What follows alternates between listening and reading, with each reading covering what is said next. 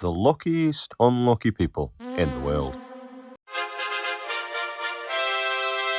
Alright, we start in August 1945 with a Japanese engineer named, I'm going to butcher this, Tsutomu Yamaguchi. Tsutomu was in Hiroshima on a business trip. On his very last day, he stepped off the tram, looked up, and witnessed the American military dropping a nuclear bomb.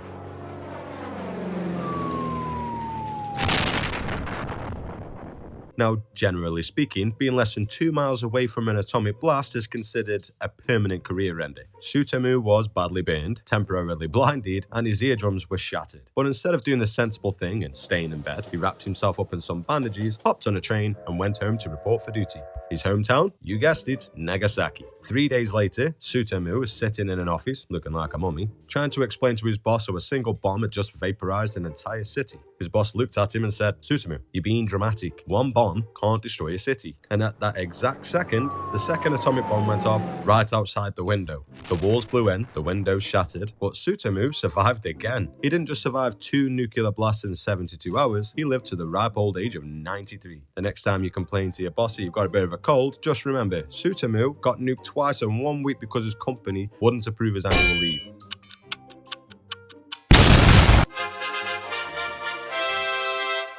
Next up is Frane Selak, a Croatian music teacher who spent 40 years being treated like a background character in a poorly written Final Destination film. Frane's spectacular run of bad yet good luck began in 1962 when his train derailed and plunged into a freezing river. 17 people drowned. Frane swam to shore with a broken arm. The next year, he took a plane, because if a train doesn't kill you, aviation is obviously the next logical step. The door blew off mid-flight, sucking him out of the aircraft. 19 people died, but Frane landed perfectly in a giant haystack and walked away with minor scratches, because of course he did. I wonder if that's where Assassin's Creed got the idea from. Anyway, over the next few decades, he survived a bus crashing into a valley, his car catching fire on the motorway, and another car explosion that blew all of his hair off. By the late 90s, people reportedly refused to get into vehicles with him, which by far is the most intelligent and reasonable decision ever made in Eastern Europe. But the universe wasn't done playing with his favourite little toy. In 2003, at the age of 73, Frane bought a lottery ticket for the first time, and wouldn't you know it, he won £800,000. He used that money to buy a luxury house, realised he preferred being alive, sold it, and gave all the money away to his friends. Splendid. Although I wouldn't have given away all that money. Alright, now we go to Soviet Russia, 1978, a place famously known for its flawless health and safety regulations, don't you know? Anatoli Bugorski, name checks out, was an engineer working on a particle accelerator, a massive high-tech machine designed to smash atoms together at nearly the speed of light. Because what could possibly go wrong with that? There was a minor malfunction, of course there was, and Anatoly, demonstrating his peak engineering brilliance, stuck his head straight inside the machine to check the hardware. Now unfortunately, the safety mechanisms failed, and a proton beam carrying enough radiation to vaporize a small village shot clean through the back of his skull and exited out of his nose. Anatoly later said that he saw a flash that was brighter than 1,000 suns. But curiously, he felt no pain. Good to know. The doctors looked at the amount of radiation he'd absorbed and told his family, "You better start planning for the funeral," expecting his skin to melt off within days. Instead, the beam essentially cauterized his brain tissue as it passed through, leaving him with a permanently paralyzed face. This gave him a slightly smug smirk, which is entirely justified given he's just defeated the laws of physics. He took a literal sci-fi death laser to the face and just went back to work at his desk. Can't miss that quarterly review, can we? Exemplary work ethic. Give that man a gold star. Alright, let's move on to, this is a weird name, Wenceslao Moguel.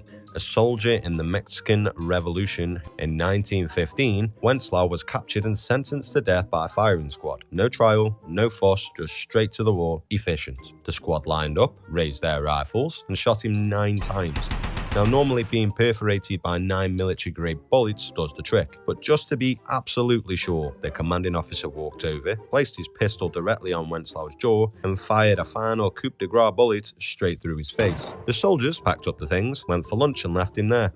Job done, boys. Except it wasn't. Wenceslao waited for them to leave, realised he was still technically functioning, and decided to just crawl away. He didn't just survive a 9-man execution and a point-blank face shot, he went on to live a long, happy life. life, later appearing on a radio show to show off his scars. Imagine being the officer who fired that final shot. You had one job. You were standing 0 inches away. So next time you're trying to assemble a flat-pack wardrobe from IKEA and find yourself with 3 spare screws and a leaning cupboard, don't feel bad. At least you didn't manage to fail a point-blank execution with 10 men and 10 loaded rifles. This is absolute amateur hour. And finally, we arrive at Bobby Leach. Bobby was an English-born England daredevil who in 1911 decided the best way to achieve global celebrity status was by throwing himself over the Niagara Falls in a custom-made steel barrel. It was a terrifying, violent stunt. The barrel was smashed against the jagged rocks, tossed around like a toy, and dropped into the abyss. Bobby went on to spend 23 weeks in hospital recovering from broken kneecaps and a fractured jaw. But he did survive. He had conquered nature's most ferocious tourist attraction. He was invincible. A god among men. Nobody says this. 15 years later, Bobby was on a publicity tour in New Zealand. He was walking down a perfectly flat, ordinary, remarkably unferocious street when he encountered his ultimate nemesis, a piece of discarded fruit. Specifically, I can't believe I'm saying this, a banana peel. He slipped. He didn't just fall, he broke his leg so bad that it became infected that the doctors had to amputate it off, and then complications set in, and the man who survived the bone-crushing weight of Niagara Falls died because he couldn't navigate a healthy snack. The universe is always watching and absolutely loves a punchline. Rest in peace, Bobby, defeated by a fruit salad. Absolutely brilliant. So there we have it. 5 people who managed to cheat the ultimate system. If you want to see me butcher historical names and explain more ridiculous moments, feel free to subscribe. It helps the channel to grow, and unlike a trip over the Niagara Falls, it's completely safe for your health. Until next week, keep your eyes on the pavement and toodle pippies.